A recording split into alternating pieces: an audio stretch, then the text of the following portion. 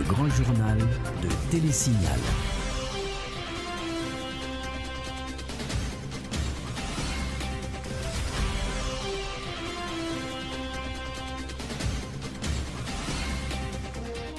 Bonsoir à tous, bienvenue au grand journal du soir de Télésignal. La une de l'actualité, après avoir boudé à maintes reprises l'invitation au dialogue du président Martelly, 5 des 6 entités de la branche radicale de l'opposition ont discuté avec le chef de l'État ce mercredi autour d'une issue à la crise politique, bien absent le MOPOD qui exige des négociations.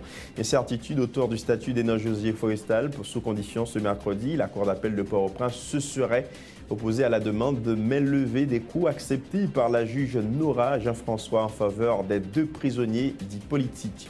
Et puis, 8 jours après la publication de la proposition de la commission consultative présidentielle pour résoudre la crise politique, l'éducatrice Odette Roy-Fombrin, qui en faisait partie, déplore la démission du Premier ministre Lamotte et qualifie le rapport de mission impossible. Autre point, les conseillers électoraux Max Mathurin et Néhémie Joseph au Sénat de la République ce mercredi pour expliquer à Simon de Soldera leur volonté de démissionner en vue d'aider à débloquer la crise. Lancement par la Société haïtienne d'histoire, de géographie et de géologie d'une série d'activités de remémoration pour 2015 autour de l'histoire d'Haïti, de la première occupation américaine en 1915 à nos jours. Résurgence des cas de choléra dans le département du Nord-Ouest. Les autorités sanitaires locales ont dénombré 40 cas pour le début de ce mois de décembre. Voilà pour les titres, à tout de suite.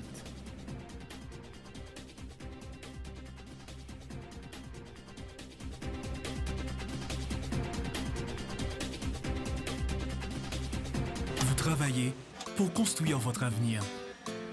Les fruits de vos efforts méritent d'être protégés. Tous vos investissements, chaque employé dévoué, chaque précieuse acquisition, aujourd'hui et pour les générations futures, un malheur est vite arrivé. Soyez prêts, car les conséquences pour vous peuvent être dévastatrices. Avec la AIC à vos côtés, vous pouvez affronter sereinement les surprises que vous réserve la vie. Retombez sur vos pieds. Inutile de tout recommencer. AIC est votre filet de sécurité. Vous créez la richesse, nous la protégeons.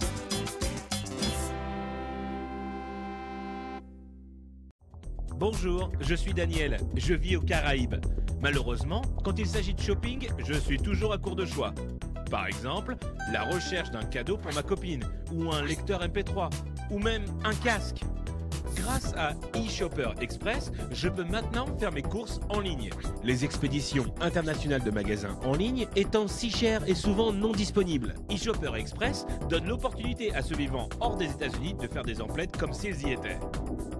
Il suffit d'aller sur le site www.eshopperexpress.com, ouvrir un compte gratuit et voilà, vous recevrez votre propre adresse aux États-Unis. N'oubliez pas d'utiliser votre adresse aux États-Unis pour tous vos achats en ligne. eShopper Express vous informera dès l'arrivée de vos colis chez eux par courrier électronique. Une fois votre colis arrivé, vous aurez la possibilité de demander l'acheminement immédiat chez vous ou à votre bureau, ou de mettre vos paquets en attente si vous en attendez d'autres. Vous pouvez alors demander la consolidation de vos paquets en un seul envoi. La consolidation peut vous faire économiser jusqu'à 50% sur les frais d'expédition internationaux. Incroyable! eShopper Express livrera vos colis à votre porte en quelques jours. Pas de soucis, pas de risque, pas de maux de tête. Pour plus d'informations, accédez à www.eshopperexpress.com.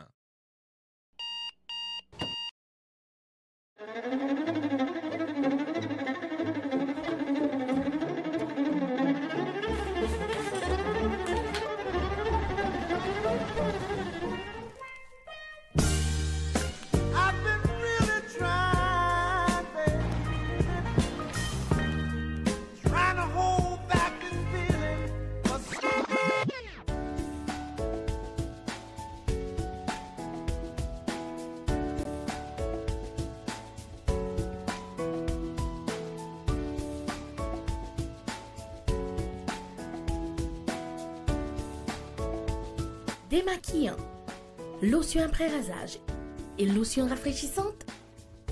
Limacol, la fraîcheur de la brise dans une bouteille. Limacol est un produit de la Disprophar en vente dans tous les supermarchés et les pharmacies.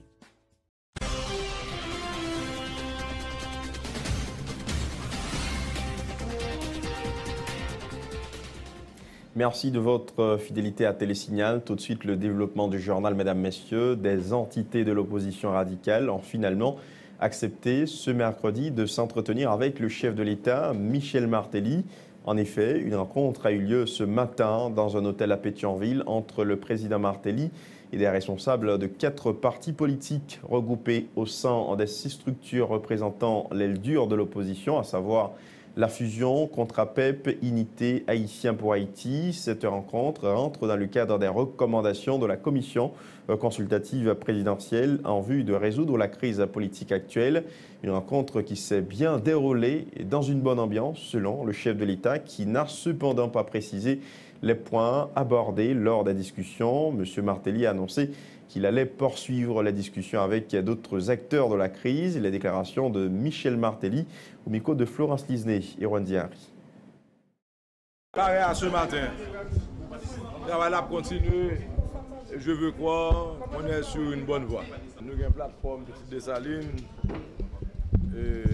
l'OPL, et puis le groupe Jean Risséen et les 22 partis politiques. Le secrétaire général de la fusion, Rosemont Pradel, qui s'exprimait à l'issue de la rencontre, a rapporté que les discussions ont tourné autour de l'applicabilité des recommandations de la commission consultative présidentielle. Le responsable de la fusion a fait part de problèmes recensés par des entités politiques de l'opposition radicale dans les recommandations de la commission. Aussi, informe-t-il, elles ont sollicité la mise en place de mécanismes devant pallier les problèmes, notamment ceux relatifs aux manifestations en faveur du départ de l'administration au pouvoir. Rosemont Pradel, au micro de Florence Lisney et Erwan Diary. On a informé presse là que nous rencontrons avec le président matin, comme nous tous connaissons, et discussion portée sur les recommandations qui faites dans dernier rapport que la commission a fait. Et pour implémenter le rapport, donc le président a souhaité rencontrer avec plusieurs secteurs, là, dont les partis politiques. Donc nous-mêmes dans la discussion, nous fait président connaître que il y a un problème dans l'implémentation. Donc à partir de ce moment, nous faisons une proposition de telle sorte que pour mettre en place un mécanisme qui est capable de faire implémentation, côté impliqué plusieurs secteurs dans la vie nationale là, et principalement les gens qui sont dans la rue. Parce que les gens qui sont dans la rue, ils ne sont pas démobilisés comme ça. Donc, il y a des décisions qui peuvent prendre, qui satisfont les revendications. Et c'est à partir de ce moment que vous êtes capable, effectivement, prendre la bonne direction pour arriver à la solution de la crise. Il faut dire que le président Martelly a rencontré séparément cet après-midi des responsables du parti Famille Lavalas, qui pourtant fait partie des entités de l'opposition radicale, toujours dans le cadre des recommandations de la commission consultative.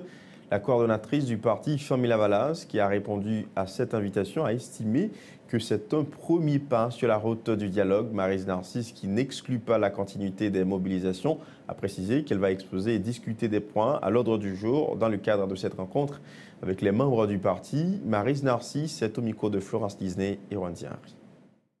Je nous tous connais. Famille Lavalas, c'est une organisation politique. Et nous, c'est des responsables politiques, nous, c'est des gens responsables. Nous, toujours, Famille Lavalas, toujours prôner dialogue. Et ils croient toujours, je dis, que entre Haïtiens avec Haïtiens, il faut qu'ils parler. Donc, je dis, nous te venons écouter. Même gens, Famille Lavalas, écouter masse peuple là, je dis, ils te venons écouter exécutif là. Et j'aimerais dire là, nous te venons à l'écoute. D'abord, c'était la première étape là. En tant qu'organisation, nous allons retourner dans l'organisation pour nous discuter. Donc, jeudi, son première étape, ce dialogue-là. Bon, je pense que nous avons importance à ce dialogue-là, nous prenons le dialogue-là. Nous croyons dans le dialogue et nous sommes toujours prêts pour participer. La rencontre avec Formila Valas s'est bien déroulée, a dit le président de la République, affirmant être sur une bonne voie. Michel Martelly annonce pour demain une autre série de rencontres avec d'autres partis et plateformes politiques telles l'OPL, plateforme Petite Dessalines, d'autant que le mouvement patriotique de l'opposition démocratique, le MOPOD, pourtant invité à prendre part aux discussions, a choisi de bouder l'invitation du président Martelly, tout en appelant la population à gagner les rues demain jeudi, en vue d'exiger le départ du chef de l'État. 8 jours après la publication de la proposition de la commission consultative présidentielle pour résoudre la crise politique, Odette Roy-Fonbrun, qui en faisait partie, déplore la démission du Premier ministre Laurent Lamotte et qualifie le rapport de mission impossible. J'ai le cœur très lourd car une grande injustice vient d'être commise cette fin de semaine et elle aura des conséquences graves tant pour l'exécutif que pour le pays, prévient l'éducatrice dans une lettre ouverte. Le Premier ministre Lamotte ne devait démissionner que lorsque les négociations auraient permis de lui trouver un remplaçant. Or, voilà qu'on vient d'ajouter un nouveau vide institutionnel à celui prévu que nous voulions éviter le 12 janvier 2015, déplore Mme Roy-Fonbrun. Le pays en est la première victime car beaucoup de travaux entrepris par le gouvernement démissionnaire encourent le risque d'être bloqués, poursuit-elle en signant le document de la commission. Alors que j'avais exprimé de grandes réserves quant à la voie adoptée par la majorité, j'étais convaincu que le président allait privilégier la voie du dialogue interinstitutionnel avec les autres pouvoirs, comme nous le lui avions recommandé pour arriver à dégager des compromis viables avec toutes les parties, explique Mme Roy-Fonbrun, surtout que personnellement, je lui avais recommandé la voie de la sagesse et de la prudence en confiant à une commission nationale d'arbitrage inspirée de l'article 289 de la Constitution, donc représentative de tous les secteurs de la nation, le soin de trancher sur la meilleure voie à suivre quant aux élections, le CEP, la gouvernance, les amendements, la Constitution.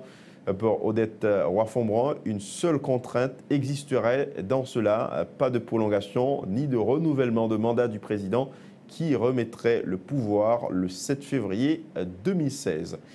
Le président du Sénat, le sénateur Simon de Soldera, a reçu la visite ce mercredi des conseillers Max Mathurin et Néhémie Joseph. Ces derniers étaient venus annoncer leur volonté de démissionner, auquel cas où cela faciliterait un dénouement à la crise que connaît le pays actuellement. Le sénateur Dera a précisé que cette démarche est purement institutionnelle puisque ces deux hommes font partie des 3 représentants du Parlement au Conseil électoral provisoire. Le sénateur Simon de Soldera était au micro de Dukenson Lazare.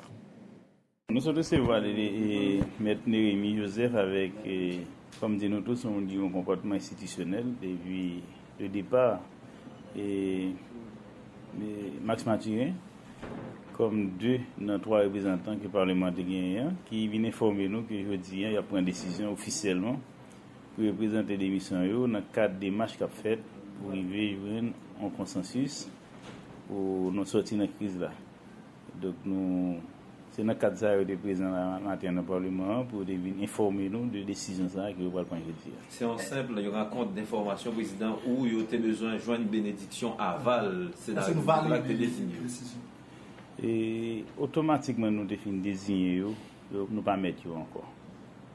Il a été observé la République. Donc, nous-mêmes, nous ne pouvons pas dire ni faire à gauche, ni faire à droite. Maintenant, nous avons nos circonstances et nos carrefours. L'histoire qui m'a demandé un peu de monde pour faire sacrifice, donc eux-mêmes me dit qu'ils sont prêts pour offrir tête dans le sacrifice et pour permettre qu'ils nous sortent de crise. Et c'est dans le cadre de ça c'est une séance d'information, on est capable de dire. Son décision, nous, le Parlement, nous apprécions ou nous félicitons pas? Bon, je ne vais pas commenter sur ça parce que je dois apprécier, c'est moi-même en tant que personne qui apprécie, je dois contester, c'est moi-même en tant que personne qui conteste. Si c'est l'institution qui apprécie le contester, c'est l'autre bagaille.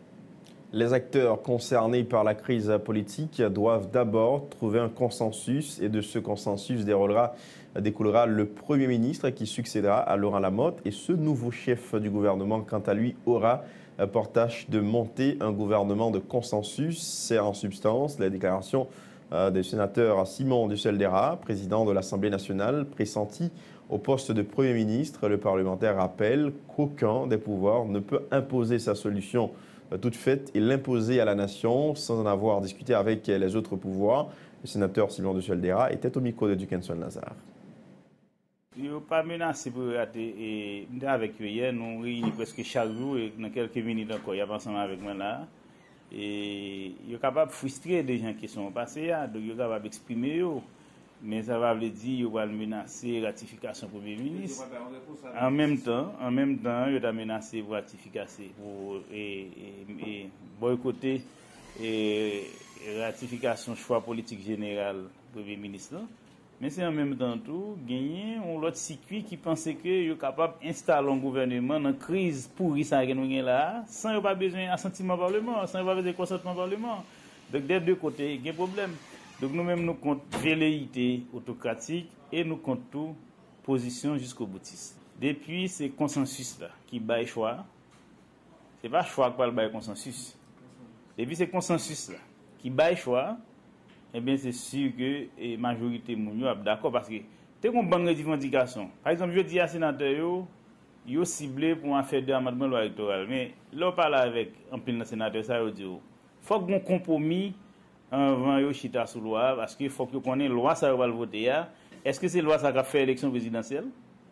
Est-ce que c'est la loi ça qui va déterminer qui mandat y a chaque sénateur? Parce qu'il y a deux sénateurs qui parlent en même temps. Il faut que je ne compromis exécutif là avant de pencher sur ça. Il va demander trop que ça. Comme annoncé en titre, mesdames, messieurs, les prisonniers dits politiques recouvrent la liberté au fur et à mesure.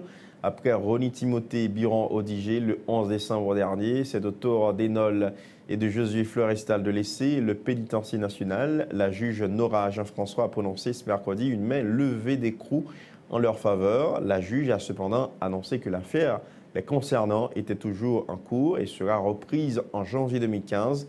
Elle en a profité pour demander aux deux militants politiques de rester disponibles pour la justice haïtienne. La juge Nora Jean-François était au micro de Dukenson Lazare et Yvon Seyid. Le ministère public entendu. La Cour, le ministère public entendu.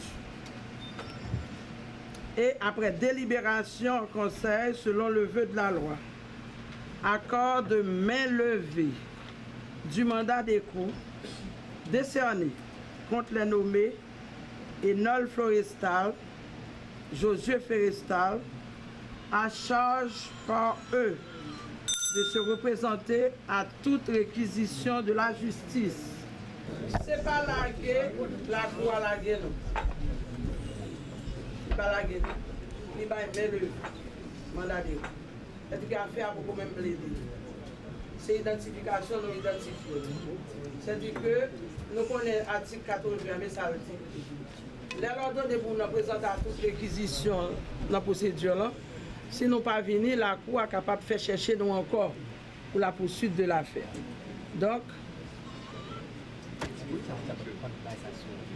prochaine audience, la Cour a fait nous là, avec avocat nous, pour venir plaider l'affaire. Parce que le ministère public peut plaider, avocat pour plaider, personne ne peut plaider.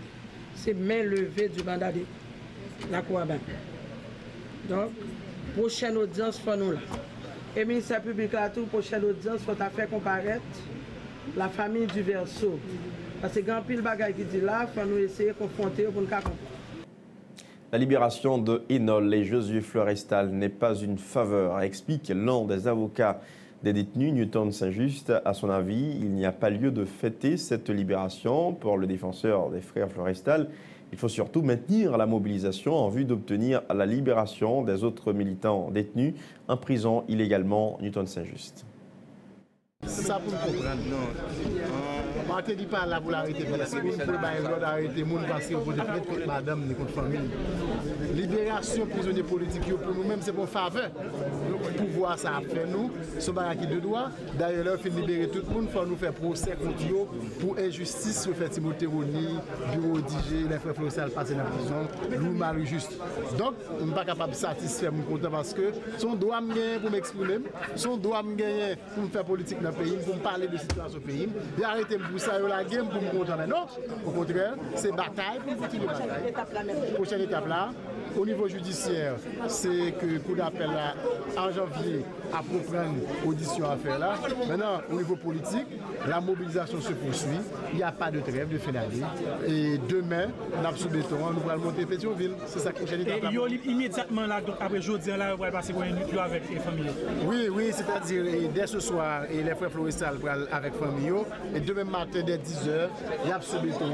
Parce que son bataille a mené tout ensemble avec nous dans la prison. Et c'est à cause de bataille qui fait la prison. Même Jean Honora, c'est bataille qui mettait dans la prison. Mais qui s'est empêché Honora de bénéficier de main levée de coups avec les frères Floristal? C'est avec que la Cour est souveraine. La Cour a pris une décision. Vous prenez une décision politique?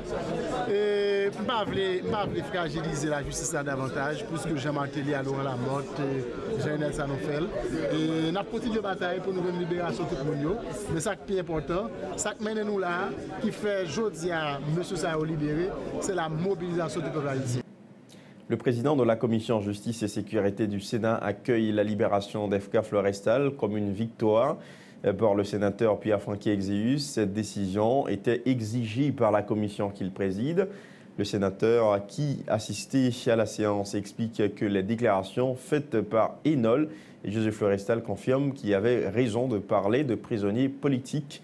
Le parlementaire dit espérer que durant cette semaine, la libération de tous ceux qu'il appelle des prisonniers politiques sera obtenue. Pierre-Franquet Exéus était au micro de Dukenson Lazare et Yvan Seyid.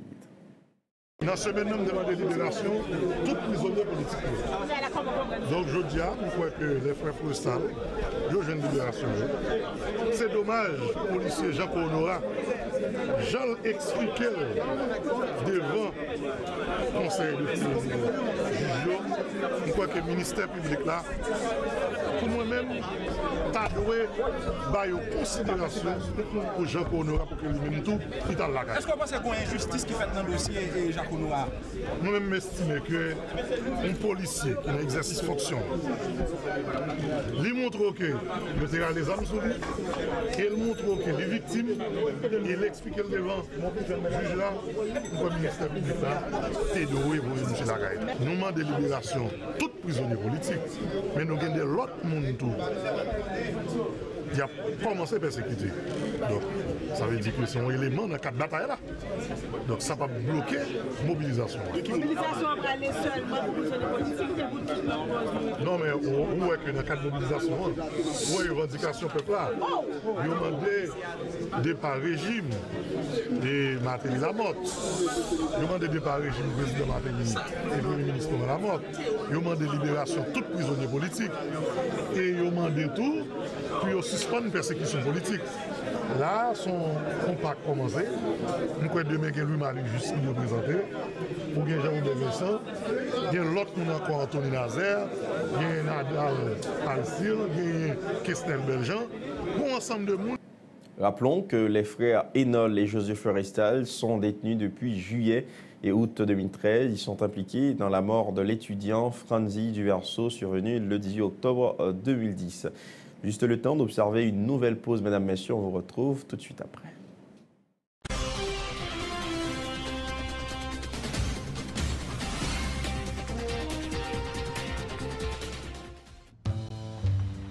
Ça n'a pas passé en bas du tout. Mais c'est ça, vous, monsieur? Ça a été là, il y a une bosse. On va au testail. Attention derrière, pas vraiment.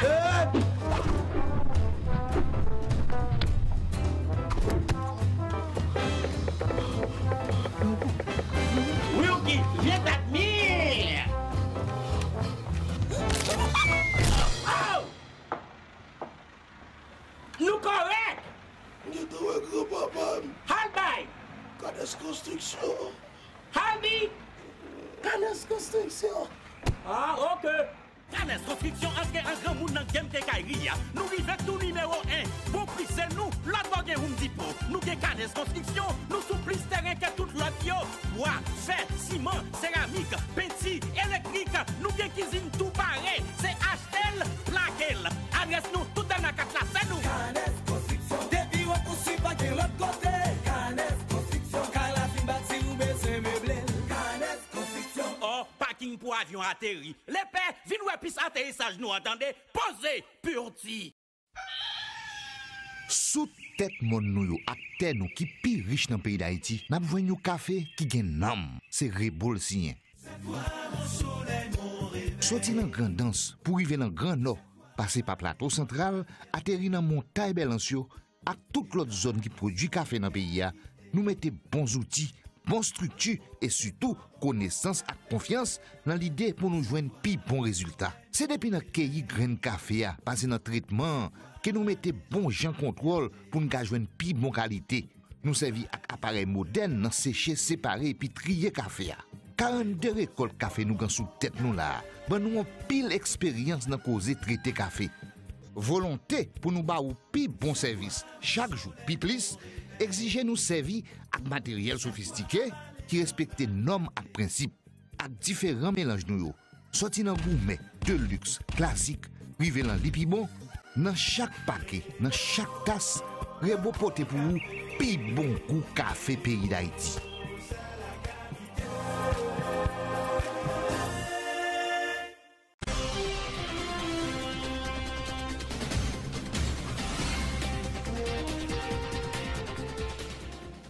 De retour après la pause, mesdames, messieurs, lors d'une rencontre avec le président du Sénat de la République, Simon de Soldera, ce mercredi, qui avait à ses côtés plusieurs autres sénateurs en fonction, dont Rully Jean-Baptiste Wenceslas-Lambert, Edwin Zeni, Jean-Baptiste Bien-Aimé, Justin Privert, un groupe de 7 femmes de la radio-télévision nationale d'Haïti qui accusent le directeur général du média d'État de cette station d'harcèlement sexuel, ont dénoncé une nouvelle forme de diffamation de la part du docteur Harrison Ernest. Nancy Arcelin pointe du doigt le DG de la RTNH qui tente de faire de ce dossier une affaire politique.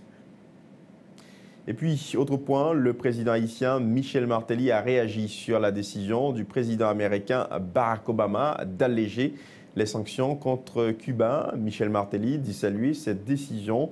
Il affirme qu'Haïti a contribué à ces résultats historiques qu'il qualifie de victoire, tout en félicitant les présidents des deux pays pour leur sagesse. Michel Martelly est au micro de Florence Disney et Wendy Henry. Près de 2 ans de ça, on a été aidés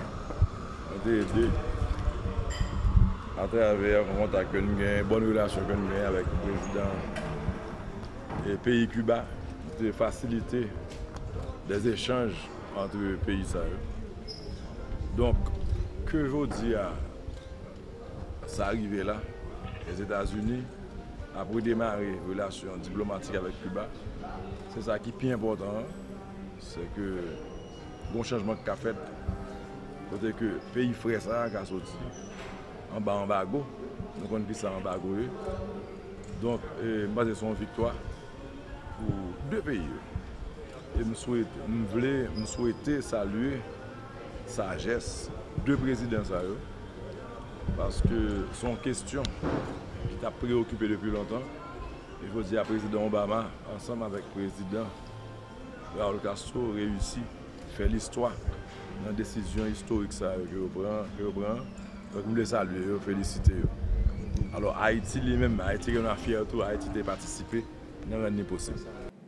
L'ambassadeur du Japon en Haïti a signé ce mercredi à Pétionville un contrat de don évalué à 205 821 $ américains destiné à supporter 2 projets portant sur l'agriculture et l'éducation dans le département du Centre. Le premier projet sera exécuté par le comité d'action pour le reboisement et l'éducation de Marmont, section communale de Hinche, et le deuxième par l'école Saint-François d'Assise de Tillery, section communale de Cercle-à-la-Sauce. Ce contrat permettra à ces 2 institutions de renforcer leur capacité d'action, a précisé le chargé d'affaires AI du Japon en Haïti. L'ambassadeur Katsuyoshi Tamura a indiqué que ces 2 projets rentrent dans le cadre de la coopération haïtiano-japonaise. Les explications de l'ambassadeur du Japon en Haïti, Katsuyoshi Tamura, au micro de Arnold Dorcius et Maxo Joseph. En réponse à la demande de Carême, le gouvernement du Japon accepte de financer le projet à hauteur d'un montant de 102 730 $ américains pour la construction d'un hangar ayant un dépôt, une salle de gardien une salle d'installation de chaudière, l'achat d'un moulin R5 équipé de moteurs, embravage de 60 hectares pour la production de cannes industrielles, achat de 35 000 boutures de cannes industrielles. Ce projet permettra non seulement de réduire les pertes enregistrées au moment de la transformation par l'utilisation de systèmes traditionnels, mais aussi augmentera la production de sirop et de rapadura pour de vrais revenus de planteurs de cannes et des habitants de la section de Marmont. L'ambassade du Japon, dans le souci de continuer à supporter ce domaine indispensable pour des enfants, a mis à la disposition de l'école Saint-François d'Assise de Tilori un montant de 103 091 $ américains pour la construction de 7 salles de classe, une direction, un dépôt, la fabrication de 90 bancs et 6 tableaux, 4 bureaux et 2 buffets au profit des enfants de communauté de Tilori. Le représentant du comité d'action pour le reboisement et de l'éducation de Marmont, Carême, qui a reçu un montant de 102 730 $ américains, a remercié le gouvernement japonais de l'aide financière consacrée au projet de renforcement de culture et de transformation de canne à sucre dans la section de Marmont. Le coordonnateur du Carême, Locha Présendieu, promet de respecter les clauses du contrat en vue d'une meilleure exécution du projet. M. Présendieu ajoute que le renforcement de culture et de transformation de canne à sucre au niveau de la section communale augmentera la production de sirop, de canne et de rapadou, ce qui entraînera une augmentation du revenu des planteurs de canne de Marmont, souligne-t-il. Locha Présendieu est le coordonnateur de Carême.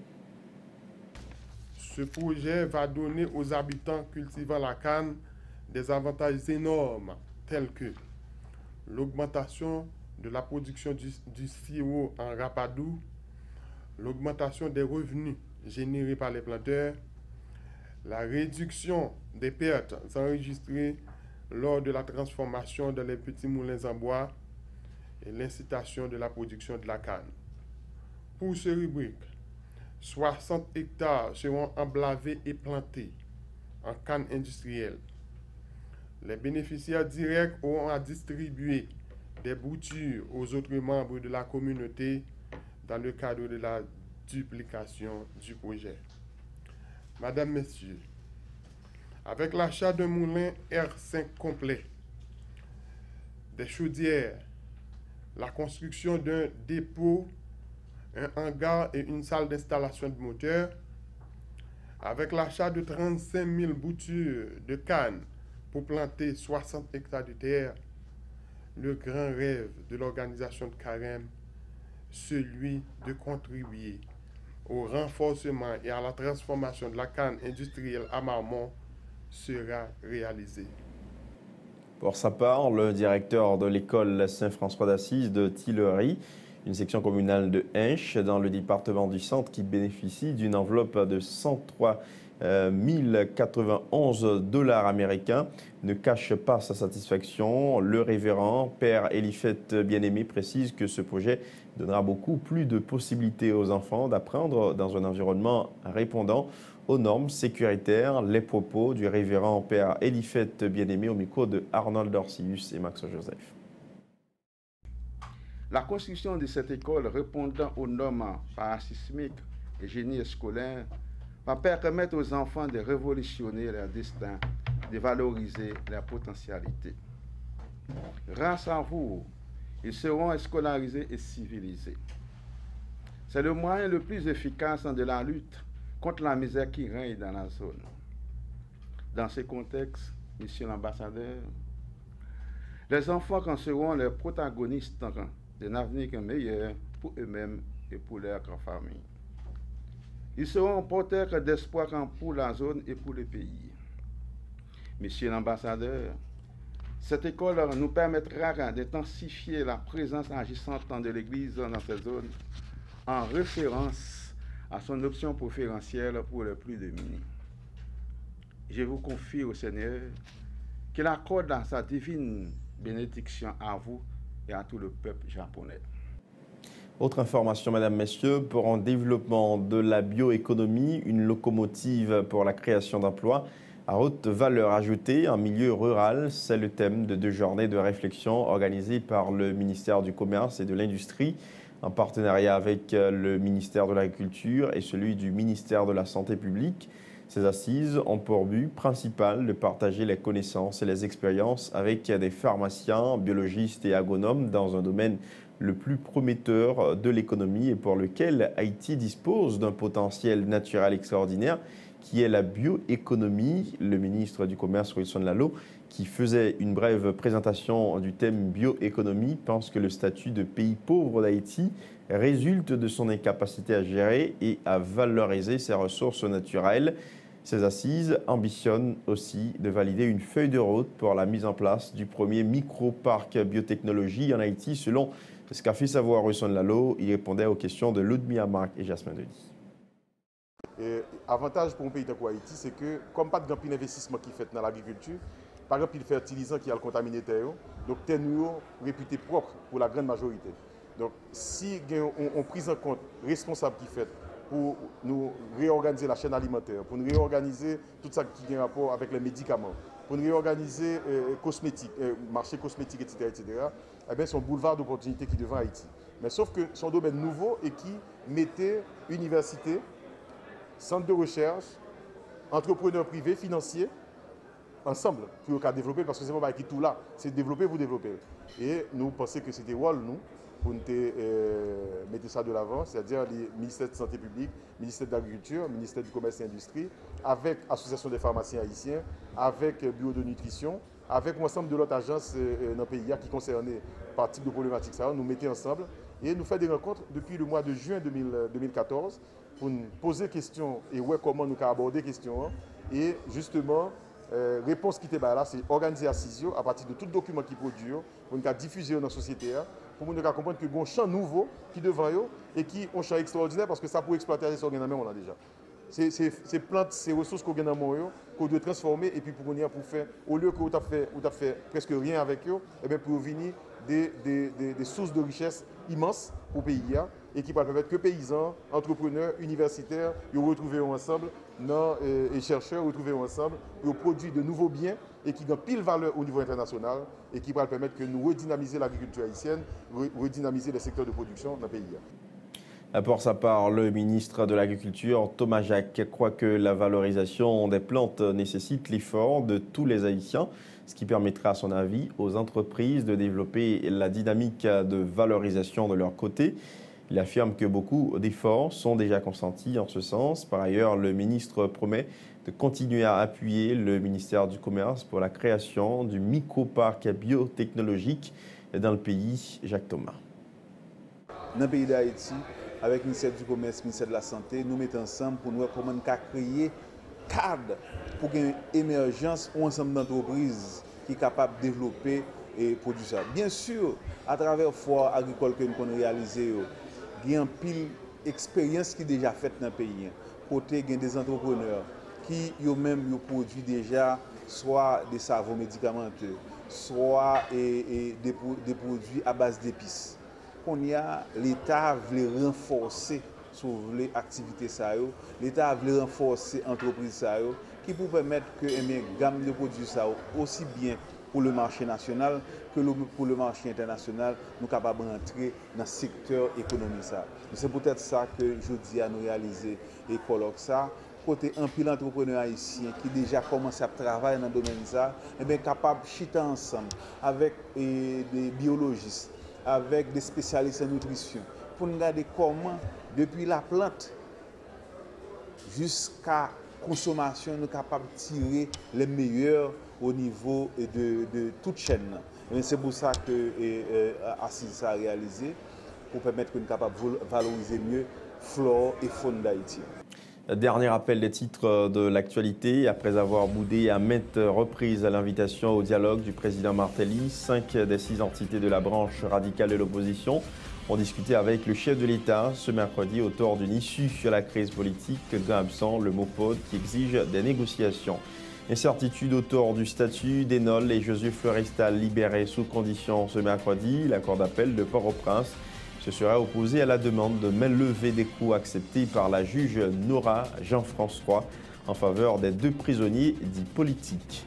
8 jours après la publication de la proposition de la commission consultative présidentielle pour résoudre la crise politique, l'éducatrice Odette Roy-Fonbrand, qui en faisait partie, déplore la démission du Premier ministre Lamotte et qualifie le rapport de mission impossible. Les conseillers électoraux Max Mathurin et Némi Joseph au Sénat de la République ce mercredi pour expliquer à Simon de Soldera leur volonté de démissionner en vue d'aider à débloquer la crise. Lancement par la Société haïtienne d'histoire, de géographie et de géologie d'une série d'activités de rémémoration pour 2015 autour de l'histoire d'Haïti, de la première occupation américaine en 1915 à nos jours. Résurgence des cas de choléra dans le département du Nord-Ouest. Les autorités sanitaires locales ont dénombré 40 cas pour le début de ce mois de décembre. Voilà qui met un terme à ce journal. Merci à vous de l'avoir suivi. À bientôt.